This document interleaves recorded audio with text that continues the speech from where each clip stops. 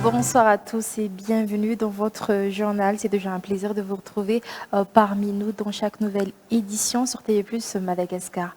Voici donc les titres pour ce soir. Les musulmans du monde entier célèbrent ce jour l'Eid al-Adha en commémoration du sacrifice d'Ibrahim, connu encore sous le nom d'Abraham chez les chrétiens.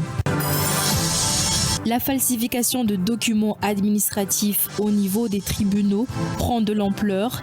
Des dizaines de faux actes ont été interceptés au tribunal de première instance d'Antananarivo au cours de ces 2 derniers mois.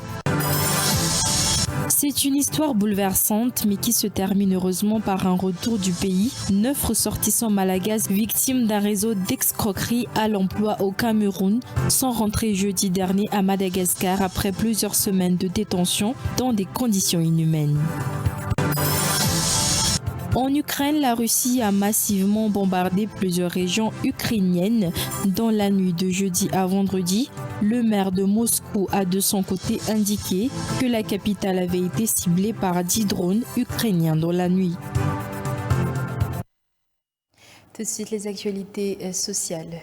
Les musulmans du monde entier célèbrent ce jour l'Eid al-Adha en commémoration du sacrifice d'Ibrahim, connu encore sous le nom d'Abraham chez les chrétiens. Un moment de partage et de paix pour les musulmans. C'est aussi un jour férié dans la République de Madagascar. Les musulmans saluent cette décision des dirigeants d'avoir déclaré férié cette journée. Sibila Anjemazava, Fecha Anjemazar nous rapporte les détails. L'Eid al-Adha est une fête historique pour les musulmans du monde entier. Les pratiquants musulmans dans plusieurs villes de Madagascar ont également marqué ce jour. L'Eid al-Adha, une des fêtes les plus importantes de la foi musulmane. L'Eid al-Adha n'est pas seulement célébré par les musulmans, mais par tous les Malagasy, le gouvernement l'ayant déclaré jour férié chômé mais payé. Le président de l'Association des jeunes musulmans a souligné la nécessité de poursuivre cette valorisation de la religion musulmane. Swali Moussa, secrétaire général du Cercle de réflexion intermusulmane, quant à lui, propose à ce que le Eid B soit célébré en même temps que le Alamad B, une fête ancestrale malagasy, de par la corrélation entre les deux festivités. La célébration de l'Eid al-Adha a débuté aujourd'hui en Outapé-Naka par une prière. Un repas et un partage de nourriture en signe de solidarité ont également été organisés en présence de responsables musulmans et de dirigeants de divers partis et organisations. La falsification de documents administratifs au niveau des tribunaux prend de l'ampleur. Des dizaines de faux actes ont été interceptés au tribunal de première instance d'Antananarivo au cours des 2 derniers mois. Les actes de naissance et les actes de décès utilisés par des individus mal intentionnés dans des affaires de vol de terrain sont les plus courants. Le greffier en chef du tribunal appelle les justiciables, notamment qui mandatent des personnes auprès des tribunaux, à faire preuve de plus de grande vigilance face à cette situation. Mamtina Anjembolula, Omega Arnevzon. Le phénomène de falsification de documents administratifs prend une ampleur alarmante au tribunal de première instance d'Antananarivo. Pour le seul mois de mai dernier, 6 cas d'usage de fonds ont été détectés selon les informations recueillies auprès du tribunal. Des faits similaires avaient déjà été constatés au mois d'avril, poussant le bureau de lutte contre la corruption à mener une descente sur place pour lancer une enquête approfondie.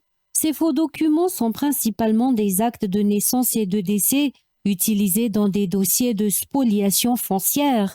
Paraissant bien organisés, les faussaires ont recours à des méthodes sophistiquées, incluant le vol de signatures de responsables du greffe judiciaire, ainsi que l'usage de cachets falsifiés rendant les faux documents difficilement détectables. Les personnes ayant recours à des mandataires pour effectuer des démarches auprès du tribunal sont particulièrement vulnérables selon plusieurs témoignages. En réaction, les responsables du tribunal de première instance d'Antananarive ont déjà déposé plainte pour les nombreux cas identifiés ces 2 derniers mois. Ce phénomène ne touche pas uniquement la capitale. D'autres juridictions ont également rapporté des cas similaires et entrepris des démarches judiciaires. Face à cette recrudescence de l'usage de faux documents, les autorités judiciaires rappellent qu'un registre de l'état civil est désormais disponible à la consultation au sein des tribunaux, aussi bien en Antananarive que dans les autres régions. Cette mesure vise à renforcer les contrôles et à prévenir toute tentative de falsification. La procédure d'accès à ce registre a été simplifiée afin de permettre une vérification rapide et efficace des documents douteux. Il est fortement conseillé à toute personne ayant des soupçons sur l'authenticité d'un document émanant d'un tribunal de se présenter directement au greffe pour obtenir confirmation, selon toujours les explications. C'est une histoire bouleversante, mais qui se termine heureusement par un retour au pays. 9 ressortissants malagasy victimes d'un réseau d'escroquerie à l'emploi au Cameroun sont rentrés jeudi dernier à Madagascar après plusieurs semaines de détention dans des conditions inhumaines. Ils avaient cru à des promesses d'emploi bien rémunérées dans des hôpitaux et entreprises à Yaoundé, mais une fois sur place, ils se sont retrouvés piégés, privés de liberté, de nourriture et contraints de demander de l'argent à leurs proches pour espérer retrouver la liberté. Abraham Razafi nous rapporte les informations. Les ressortissants malagasy victimes d'escroquerie à l'emploi au Cameroun ont été rapatriés jeudi 5 juin. Ces personnes, au nombre de 9, avaient été attirées par de fausses offres d'emploi diffusées sur les réseaux sociaux. Une fois arrivées à Yaoundé, la capitale camerounaise, elles ont été retenues contre leur gré dans des conditions très difficiles. Parmi elles, 7 Malagasy et 6 Congolais ont été enfermés dans une maison, privés de nourriture et soumis à des actes de torture psychologique. Leurs ravisseurs les forçaient à demander de l'argent à leurs proches restés à Madagascar. 2 autres Malagasy ont également été retrouvés dans une petite auberge, victimes des mêmes violences. Les promesses initiales parlaient d'un emploi bien payé dans des hôpitaux et grandes entreprises camerounaises, mais une fois sur place, les victimes se sont retrouvées piégées. C'est grâce à la mobilisation de certains proches à Madagascar que l'affaire a été révélée. Sur place, l'association dirigée par Akut Manzatra Moïsaville Anktaïn a beaucoup aidé pour leur libération et leur prise en charge. Maintenant, les actualités politiques. Face à la crise multiforme que traverse actuellement Madagascar, le RMDM hausse le ton. Dans un communiqué publié ce vendredi 6 juin, la plateforme d'opposition affirme que le gouvernement en place n'a plus de solution crédible pour diriger le pays. Une déclaration alarmante qui s'accompagne d'un appel à la mobilisation de tous les citoyens afin de sauver la nation avant qu'il ne soit trop tard. Les détails. Selon le RMDM, la situation est critique. Le pays serait, selon ces mots, tombé dans une impasse politique, économique et sociale. Face à cette urgence, le mouvement convoque l'ensemble de ses partisans à une réunion nationale à Antananarive prévue la semaine prochaine. Objectif, organiser une réponse coordonnée pour contribuer au redressement du pays. Peut-on encore parler de dirigeants justes et responsables à Madagascar? S'interroge le RMDM. Pour ces responsables, le pouvoir en place a épuisé toutes ses ressources et n'est plus en mesure d'apporter des réponses concrètes aux souffrances de la population. Ils réclament le retour immédiat à un état de droit, dénonçant une gouvernance qu'ils jugent opaque, inefficace et déconnectée des réalités du peuple.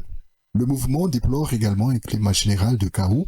Les secteurs sont en crise, affirme-t-il, citant des difficultés dans les domaines de la santé, de l'éducation, de la sécurité, ou encore le coût de la vie. Le collectif se défend par ailleurs de toute intention de déstabilisation.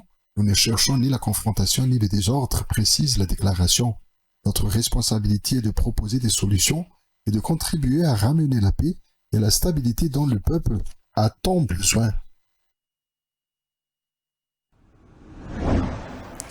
En Ukraine, la Russie a massivement bombardé plusieurs régions ukrainiennes. Dans la nuit de jeudi à vendredi, le maire de Moscou a de son côté indiqué que la capitale avait été ciblée par 10 drones ukrainiens dans la nuit. Reportage de France 24. Les bombes qui s'abattent sur Kiev, de la nuit jusqu'à l'aube, poussent ses habitants à trouver refuge dans les caves ou les parkings souterrains. Plus de 3 ans après le lancement de l'invasion à grande échelle de l'Ukraine, Vitalina, 14 ans, pensait s'être habituée aux détonations jusqu'à la nuit dernière. J'ai été réveillée quelques minutes avant le déclenchement de l'alarme. Mes parents m'ont dit de m'abriter dans notre garde-manger dans le couloir. On a entendu un bourdonnement, puis mon père s'est jeté sur moi pour me protéger de ses mains. Un énorme bruit d'explosion a alors retenti. J'ai cru que c'était la fin. Avec plus de 400 drones d'attaque ou servant de l'heure et 45 missiles lancés sur son territoire, les systèmes de défense ukrainiens saturés ne parviennent pas à abattre toutes leurs cibles. Plusieurs secouristes figurent parmi les victimes. À 1h30 du matin, ma femme et moi avons pris nos affaires et sommes allés dans le parking souterrain pour nous réfugier dans notre voiture. À 2h, on a entendu un drone Shahed en train de descendre, puis une détonation. L'explosion a défoncé les portes du garage. Je suis sorti, tout était en feu, les gens fuyaient. L'attaque de grande ampleur a touché 9 régions ukrainiennes, notamment celles de Lviv et de Loutsk, dans l'extrême ouest du pays, de Poltava dans le centre, ou encore de Tchernihiv, au nord de Kiev. Ici, un drone Shahed de fabrication iranienne a explosé. Moscou dit avoir mené ses frappes en riposte aux attaques menées ces derniers jours par Kiev, dans la profondeur de son territoire. Cette nuit encore, les forces ukrainiennes affirment avoir frappé 2 aérodromes militaires sur le sol russe. Et nous arrivons au terme de cette édition en version française. Soyez également au rendez-vous tout à l'heure dans le journal en version malagasy à 19h30. En attendant, très bonne suite de programme sur TV+ Madagascar.